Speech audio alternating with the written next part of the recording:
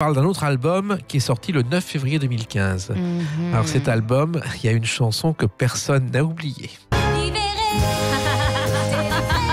C'était le 9 février 2015, Ouais. et oui. C'est l'album... Non, je ne pleure pas. Alors ça, c'est la chanson que tous les enfants connaissent. Un petit peu. Et les parents aussi d'ailleurs, parce que... Un petit peu aussi, les pauvres. Ah oui, les pauvres, parce que quelquefois vous êtes excusés de l'avoir chanté tellement vous l'avez chanté. Ben oui, oui, c'est en boucle. Les enfants, moi c'est pour ça que j'adore aussi le public enfant, parce que le public enfant ne ment pas. Et quand ils aiment à fond. Donc ils l'écoutent en boucle. Donc du coup les parents n'en peuvent plus. Voilà, mais les parents écoutent aussi. Ah oui. Et alors c'était en fait la sortie de l'album avec les chansons de Disney, Un jour mon prince viendra, et il y avait Libéré, délivré, qui a changé votre vie. Bon, le film a fait 5 millions de spectateurs. C'est le plus grand nombre de recettes de toute l'histoire du cinéma en dessin animé. Plus d'1 milliard de recettes. Et vous êtes arrivée comment dans cette aventure, Anaïs Delvin ? Alors moi, alors justement, vu que je suis aussi comédienne, j'ai commencé à m'intéresser au doublage. Un jour, j'ai croisé le chemin de Claire Guyot, qui est la voix de la petite sirène notamment, de Terry Hatcher, voilà. Et puis qui m'a proposé de venir, de faire un essai comme ça pour que je découvre ce que c'était, quoi. J'ai adoré ça s'est bien passé. J'ai commencé à en faire de plus en plus. Et puis de rendez-vous de doublage en rendez-vous de doublage, un jour dans les couloirs, j'ai rencontré Claude Lombard, qui est d'ailleurs aussi une chanteuse que vous connaissez peut-être, parce qu'elle a accompagné Charles Aznavour pendant très longtemps. Avec Katia, sa fille. Exactement. Et Claude s'occupe de la direction vocale de beaucoup de Disney.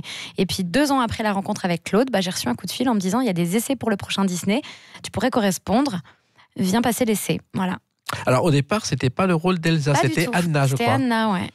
Alors comment vous êtes passée à Elsa, Anaïs Delvin ? Je crois que ça a été un gros coup de bol parce que j'ai été prévalidée sur Anna, mais ils trouvaient pas en fait leur Elsa. Et ils m'ont proposé, ils m'ont demandé, ils avaient besoin d'une maquette en français, je crois, et ils m'ont demandé de la chanter.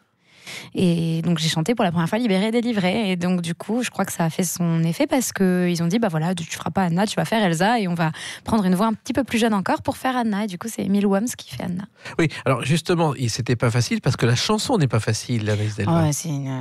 C'est un morceau de bravoure. Elle est très compliquée, très technique. D'autant plus que vous n'aviez pas de marge de manœuvre parce que chez Disney, on ne peut rien changer. Ah non, on ne change absolument rien. C'est-à-dire qu'on se cale réellement sur...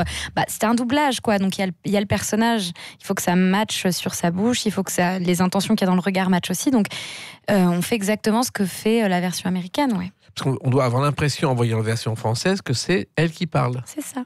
Comment on fait ? C'est du travail, c'est beaucoup de travail. On enregistre la chanson en ayant les images en face de nous, et puis on se cale on met la microseconde près sur les ouvertures de bouche, sur tout, quoi.